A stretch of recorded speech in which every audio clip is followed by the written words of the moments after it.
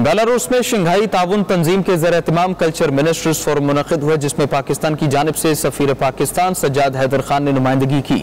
सफ़ीर पाकिस्तान ने विदबिस्क में SCO culture ministers forum में शिरकत की। तक़रीब का मौजू सकाफ़तों का मुकालमा और शंघाई ताउन तंजीम ममालिक के इत्तेहाद को फ़रोग़ देना था। शाहिद घुमन की रिपोर्ट।